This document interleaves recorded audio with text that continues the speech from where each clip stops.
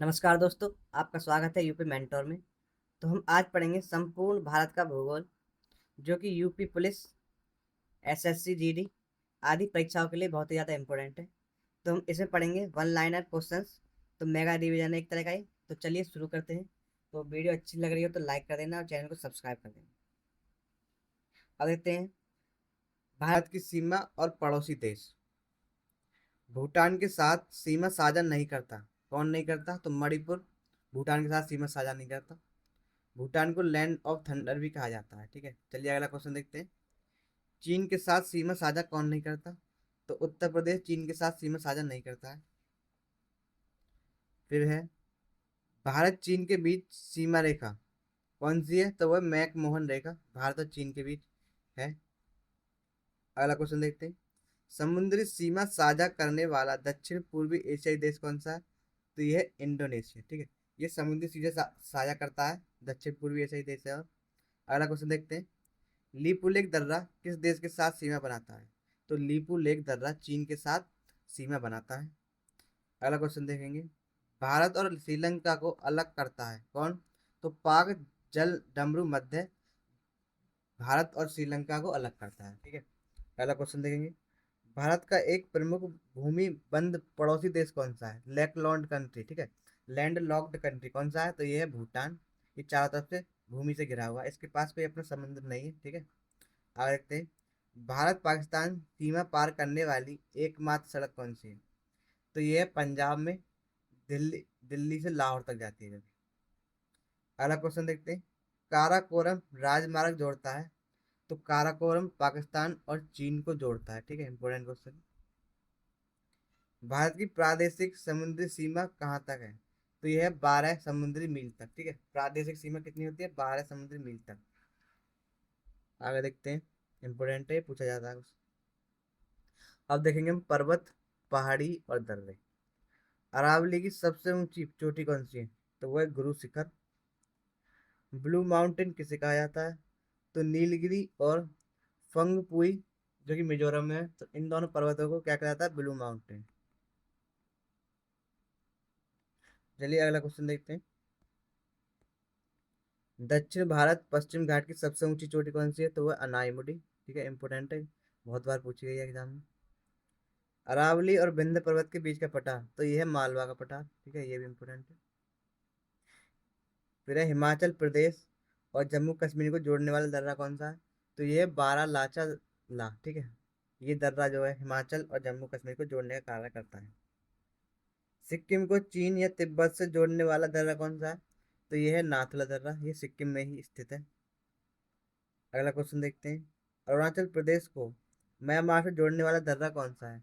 तो वह पांग साउ दर्रा। ठीक है, इंपोर्टेंट है ये अरुणाचल प्रदेश को म्यांमार से जोड़ता है। अगला क्वेश्चन। बनिहाल रेलवे सुरंग स्थित है। तो बनिहाल जो है पीर पंजाल रेंज में स्थित है। ठीक है, अगला क्वेश्चन देखें। हिमालय का तीसरा सबसे बड़ा शिखर कौन सा है? तो ये कंचनजंगा हिमालय का तीसरा सबसे बड़ा शिखर है। भारत का सबसे स्थिर पठार है। ठीक है, स्थिर, तो ये दक्कन का पठार, ये सबसे स्थिर है। सबसे कम आयु की पर्वत श्रृंखला कौन सी है? तो हिमालय। ठीक है, ये नवीनतम बलित पर्वत है, जो कि वर्तमान में सबसे ही नवीन पर्वत है। ठीक है, अगर देखते हैं आज। अब देखते हैं इलायची की पहाड़ियाँ स्थित है, तो पश्चिम घाट में स्थित है। कार्डमम हिल्स कहते हैं इन्हें। ठीक है, चलिए आगे देखते हैं और इम्पोर्टेंट क्वेश्चन। अब देखेंगे हम नदियां और उनके उद्गम स्थल। अलकनंदा और मंदाकिनी का संगम स्थल कौन सा है? तो वो रुद्रप्रयाग। ठीक है, रुद्रप्रयाग में अलकनंदा और मंदाकिनी दोनों ही मिलती हैं। चलिए आगे देखते हैं। सिंधु जल संधि। ठीक है, सिंधु जल संधि जो कि 1960 में हुई थी, की पूर्व नदियां कौन कौन सी हैं जो भारत के अधीन है? तो वो है रावी, ब्यास और सतलुज। ठीक है, ये भारत के अधीन है। आगे देखते हैं। तीस्ता नदी जल विवाद किन देशों के बीच है? तो तीस्ता नदी जल विवाद है भारत और बांग्लादेश के बीच। ठीक है, इंपोर्टेंट क्वेश्चन है ये। चलिए आगे देखते हैं। नर्मदा नदी किन पहाड़ों के बीच बहती है? तो नर्मदा नदी विंध्य और सतपुड़ा पहाड़ों के बीच बहती है। ठीक है, चलिए आगे देखते हैं। चंबल किन राज्यों से होकर बहती है? तो चंबल यूपी, एमपी और राजस्थान, इन तीनों राज्यों से होकर बहती है, ठीक है, चंबल नदी। आगे देखते हैं। यमुना बेतवा नदी का संगम कहाँ होता है? तो यमुना और बेतवा नदी का संगम होता है हमीरपुर में, ठीक है, उत्तर प्रदेश में है जो कि। भारत के बाहर उद्गम वाली प्रमुख नदी कौन सी है? तो ये है ब्रह्मपुत्र, जो कि तिब्बत के चीमा युंगडुम ग्लेशियर से निकलती है, ठीक है, इंपोर्टेंट है, ग्लेशियर का नाम याद रखना। हैदराबाद किस नदी के किनारे स्थित है? तो हैदराबाद मूसी नदी के किनारे स्थित है। अगला क्वेश्चन देखते हैं। सदिया और धुबरी के बीच राष्ट्रीय जलमार्ग किस नदी पर है? तो यह है ब्रह्मपुत्र नदी पर, ठीक है। काराकोरम की दक्षिण सीमा किस नदी में बनी है? तो वह है गिलगित। तो काराकोरम की जो दक्षिण सीमा है वो किस नदी से बनती है? तो गिलगित नदी से बनती है काराकोरम की दक्षिण सीमा। चलिए आगे बढ़ते हैं। वीडियो को लाइक कर देना, इससे थोड़ा मोटिवेशन मिलता है और वीडियो बनाने का और मन करता है, ठीक है। चलिए आगे देखते हैं। नदियाँ और उनके उद्गम देखेंगे। प्रायद्वीपीय भारत की सबसे लंबी नदी कौन सी है?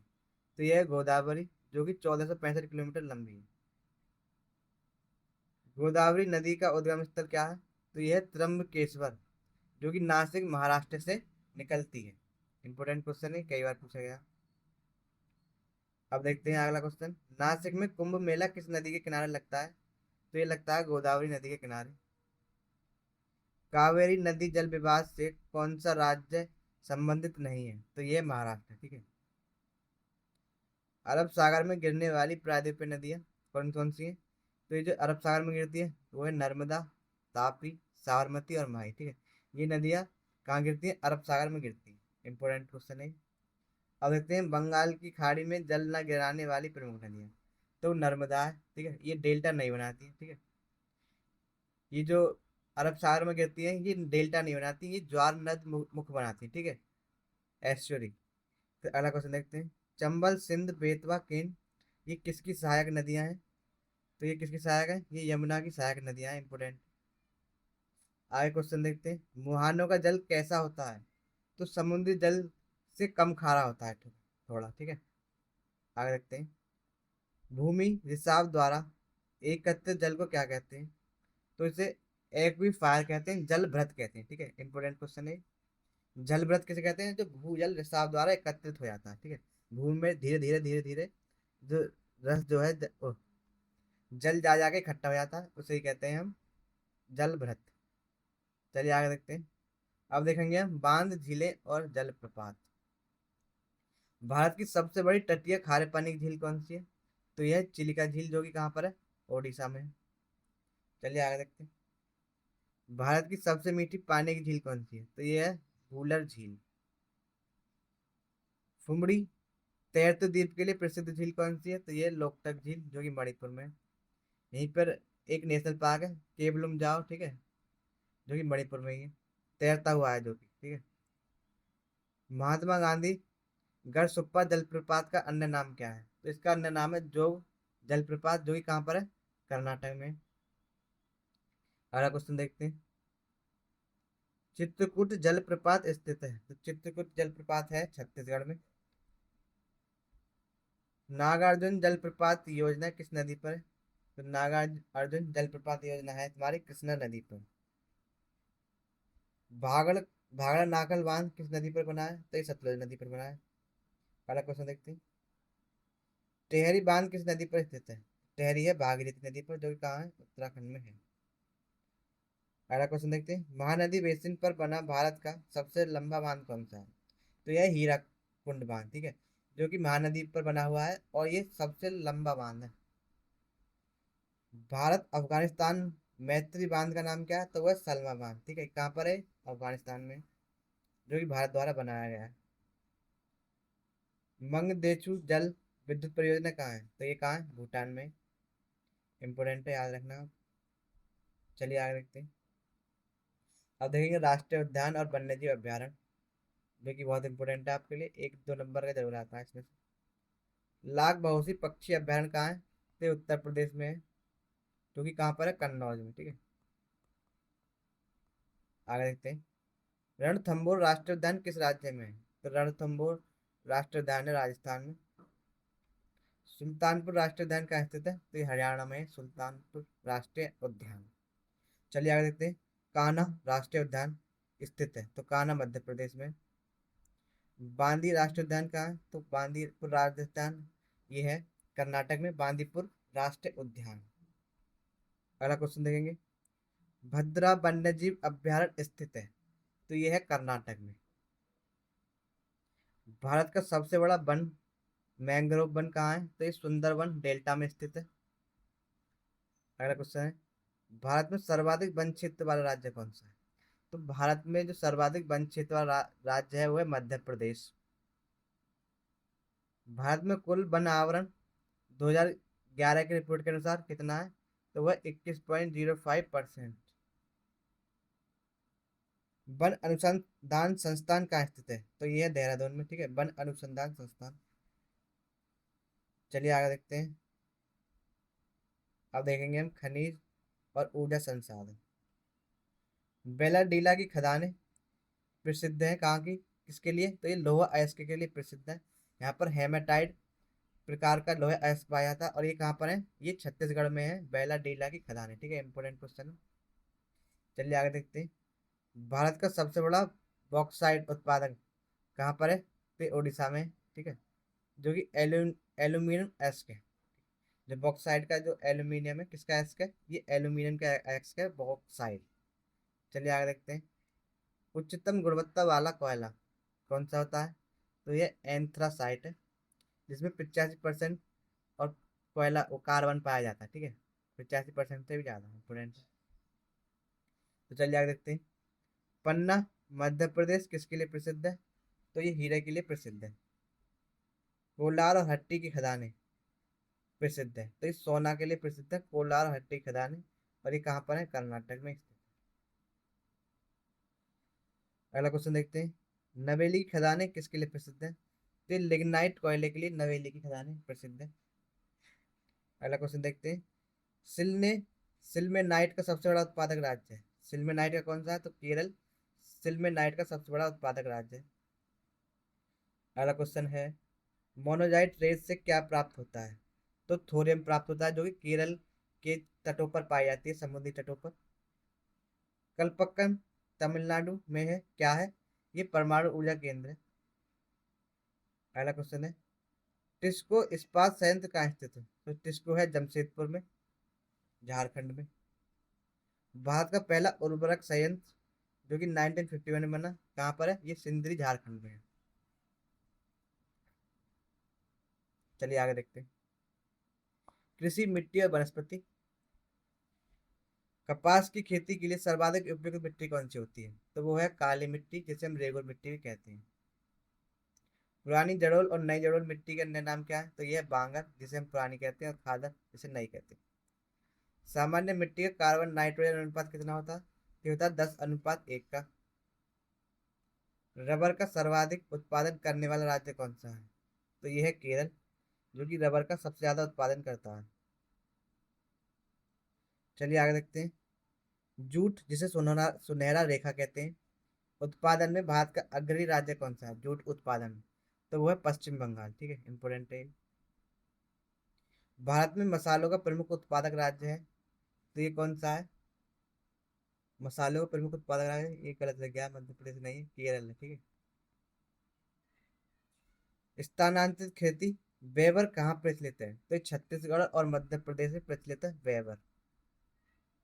भारत में सर्वाधिक उपज देने वाली खाद्य फसल कौन सी है? तो यह है चावल, जो कि खरीफ की फसल है। बंजर भूमि को किन नामों से जाना जाता है? तो बंजर भूमि को ऊसर, रेय और कल्लर आदि नामों से जानते हैं। बहुत अधिक नमी और भारी वर्षा वाली फसल, तो वो है जूट, ठीक है, इंपोर्टेंट। चलिए आगे देखते हैं। प्रमुख बंदरगाह और शहर।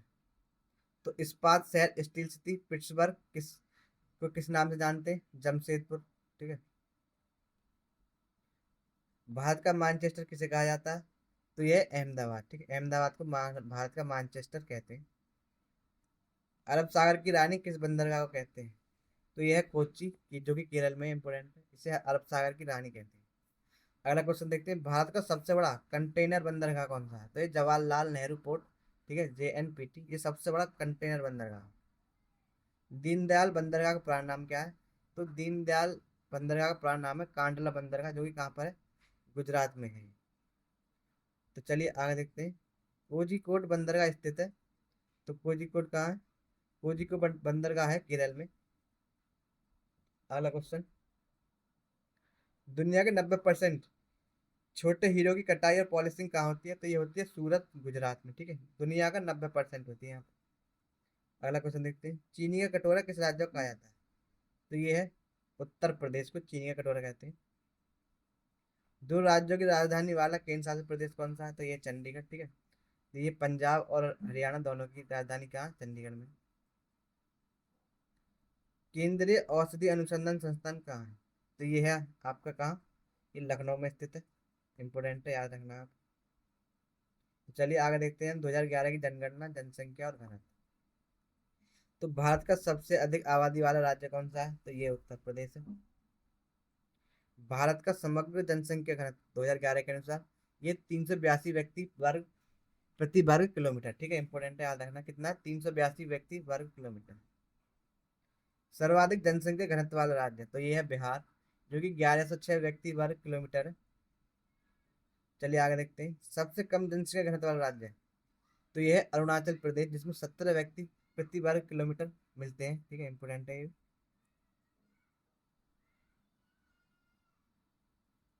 अगला क्वेश्चन देखते हैं, सर्वाधिक जनसंख्या घनत्व वाला केंद्र शासित प्रदेश है? तो दिल्ली है ये। सबसे कम जनसंख्या घनत्व वाला केंद्र शासित प्रदेश, तो सबसे कम है अंडमान निकोबार, जिसमें 46 व्यक्ति रहते हैं।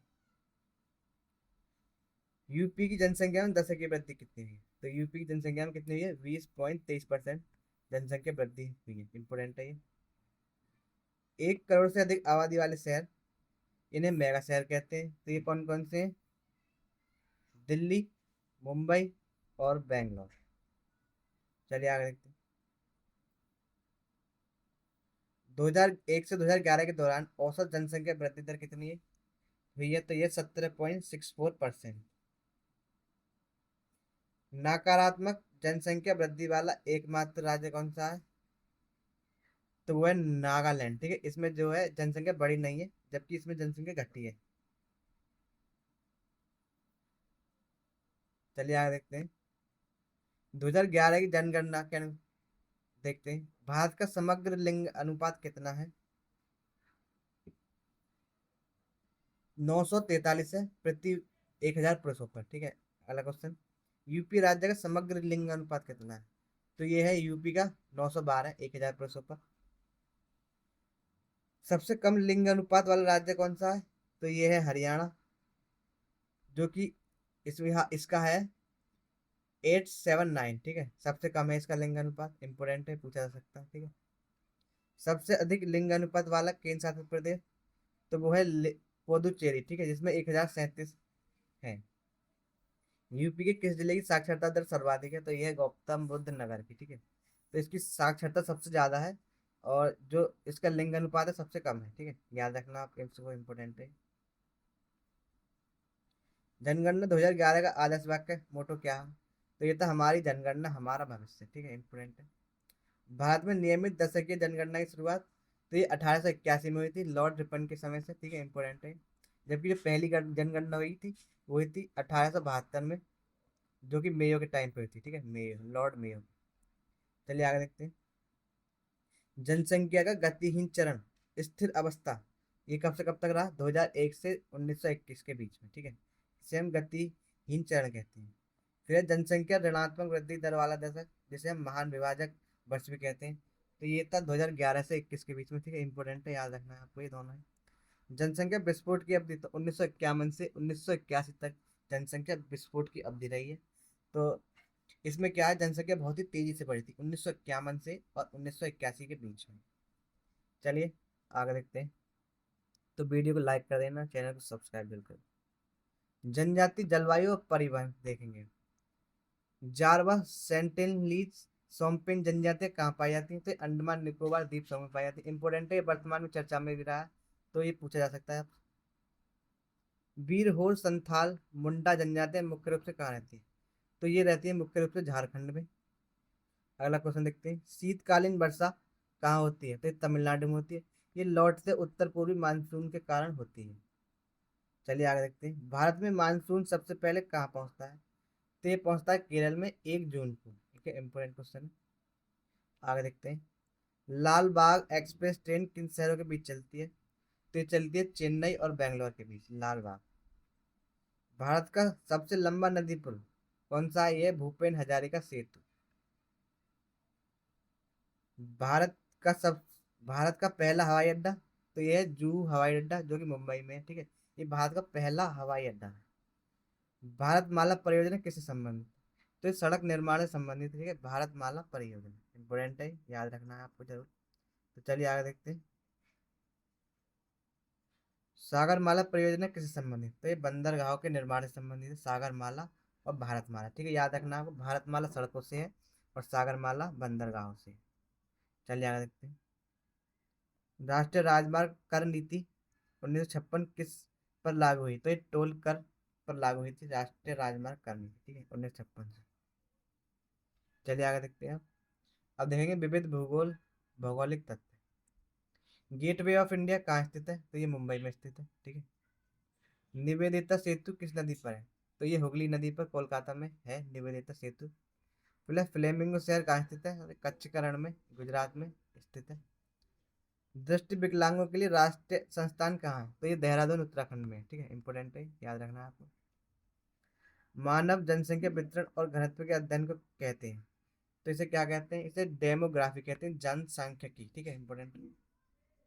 शहरी क्षेत्रों में अनुपातिक जनसंख्या वृद्धि क्या कहलाती है? तो शहरीकरण कहलाती है। ठीक है, उत्तराखंड का गठन कब हुआ था? तो ये हुआ था वर्ष 2000 में, उत्तराखंड का गठन। अब देखते हैं आगे, लक्षद्वीप कब केंद्र शासित प्रदेश बना? तो ये बना था वर्ष 1956 को।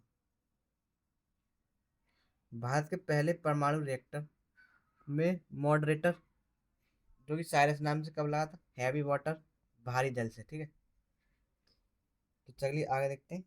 तो हमारे यहाँ पर 200 मोस्ट इंपोर्टेंट क्वेश्चंस पूरे हो चुके हैं। तो अगर वीडियो अच्छी लगे तो लाइक करना, कमेंट में अपने सुझाव देना और सब्सक्राइब जरूर कर लेना चैनल को। अगर आपको इसकी पीडीएफ चाहिए तो हमारे टेलीग्राम चैनल को ज्वाइन कर लेना। तो बहुत बहुत धन्यवाद लास्ट तक जुड़ने